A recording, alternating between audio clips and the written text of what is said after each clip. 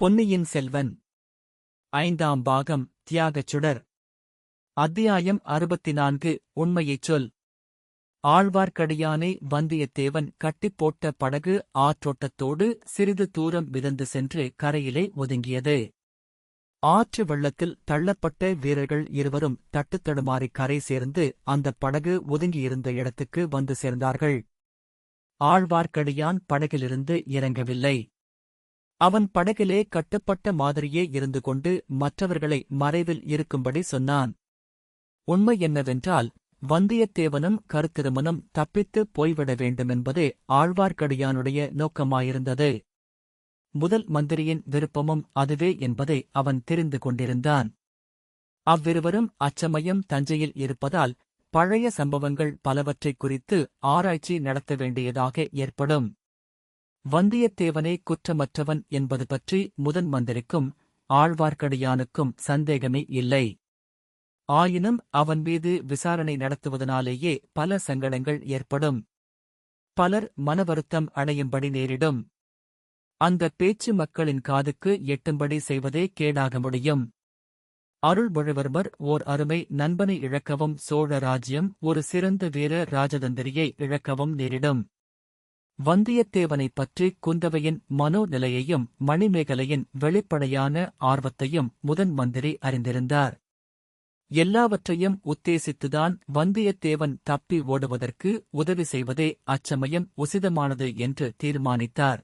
சேந்தன் அமுதனுடைய நந்தவனத்தில் குதிரைகளைக் கண்டுபிடித்த பிறகு வந்தியத்தேவனும் கருத்திருமனும் இந்த வடவாற்றின் கரையோடுதான் பிரயாணம் செய்வார்கள் என்று திருமலை நம்பி எதிர்பார்த்தான்.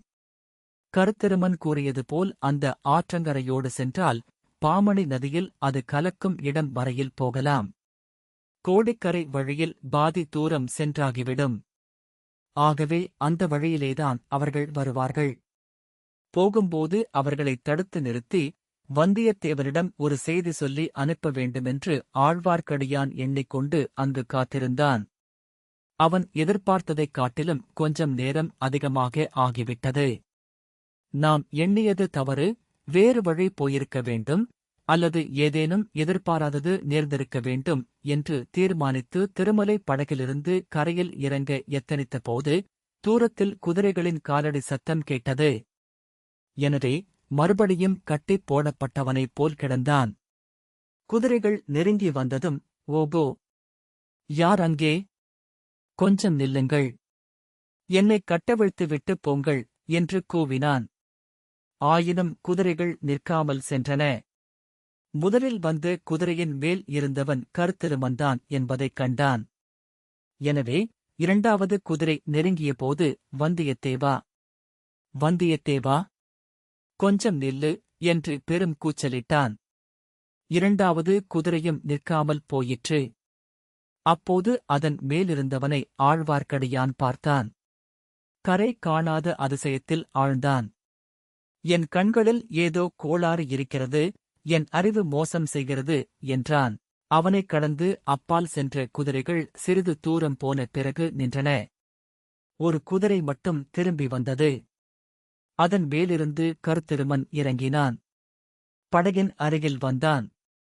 பாவம், இன்னுமா கட்டப்பட்டிருக்கிறாய்? எங்களுக்கு எவ்வளவோ பெரிய உதவி செய்தாய். அதற்கு பிரதியாக உன்னை கட்டவிழ்த்து விட்டாவது போகிறேன். ஆனால் உன் தந்திரம் எதையும் என்னிடம் காட்டாதே என்று சொல்லிக் கொண்டே அவன் குனிந்தபோது திருமலை திடீரென்று கரையில் பாய்ந்து அவன் கழுத்தைப் பிடித்து கீழே தள்ளிவிட்டான். இதைச் சிறிதும் எதிர்பாராத கருத்திருமன் சிறிது நேரம் திகைத்து செயலிழந்து கிடந்தான். பிறகு, ஐயோ, அப்பா, என்னை விட்டுவிடு, உனக்கு புண்ணியம் உண்டு. நல்லது செய்ய வந்தவனுக்கு இப்படி நம்பிக்கை துரோகம் செய்யலாமா? அதோ உன் சிநேகிதன் வந்தியத்தேவன் காத்திருக்கிறான். ஆம், அவன் உன்னை தன் அருமை நண்பன் என்று பாராட்டிக் கொண்டிருக்கிறான். இங்கு வந்து உன் காரியத்தைப் பார்த்தால் என்ன நினைப்பான்? நீ உயிரோடு தப்ப முடியாது. என்னை விட்டுவிடு அப்பனே, விட்டுவிடு என்று பரிதாபமாக புலம்பினான். ஆழ்வார்க்கடியான், அடே, எவ்வளவு துணிச்சலாக பொய் சொல்லுகிறாய்? அந்தக் குதிரையின் மேல் இருப்பவன் யார்? உண்மையைச் சொல்லு. சொன்னால் விட்டு விடுகிறேன், இல்லாவிட்டால் அடுத்த நிமிஷம் உன் உயிர் உடம்பில் இராது என்றான். ஆம், ஆம். பொய்தான் சொன்னேன்.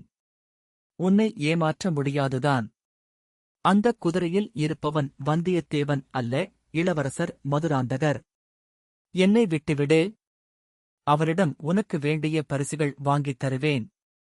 சரி, சரி. பரிசுகள் இருக்கட்டும். வந்தியத்தேவன் எங்கே? அந்த நந்தவனக் குடிசையில் குதிரையிலிருந்து இறங்கிப் போனான். அப்புறம் அவனைக் காணவில்லை. நீங்கள் எங்கே போகிறீர்கள்? வந்தியத்தேவனுடன் நான் போக உத்தேசித்த இடத்துக்குத்தான். அதாவது இலங்கை தீவுக்கு. ஆமாம். மதுராந்தர் எதற்காக இலங்கைக்கு வருகிறார்? எனக்கு என்ன தெரியும்? அவரைக் கேள். என்னுடன் வருகிறேன் என்று கிளம்பி வருகிறார். ஆழ்வார்க்கடியான் கருத்திருமனுடைய நெஞ்சை ஒரு அமுக்கு அமுக்கி, உண்மையைச் சொல். மதுராந்தகன் யாருடைய மகன் என்று கேட்டான். இது என்ன கேள்வி? செம்பியன் மாதேவியின். இல்லை, இல்லை, நெஞ்சை அமுக்காதே. என் உயிர் போய்விடும். ஊமை மந்தாகினியின் மகன். மதுராந்தகனின் தகப்பன் யார்? உண்மையைச் சொல். இல்லாவிட்டால் உயிரோடு தப்பமாட்டாய். கருத்திருமன் இதற்கு பதில் மிக மெல்லிய குரலில் சொன்னான். நல்லது, பிழைத்தாய். கடைசியாக இன்னும் ஒன்று மட்டும் சொல்லிவிடு. சேந்தன் அமுதன் யாருடைய மகன்? என்னை ஏன் கேட்கிறாய்? நீதான் முன்னமே தெரிந்து கொண்டாயே. கண்டராதித்தர் செம்பியன் மாதேவியின் மகன்தானே? ஆமாம், ஆனால் அவன் இன்று உயிரோடிருப்பதற்கு நான் தான் காரணம்.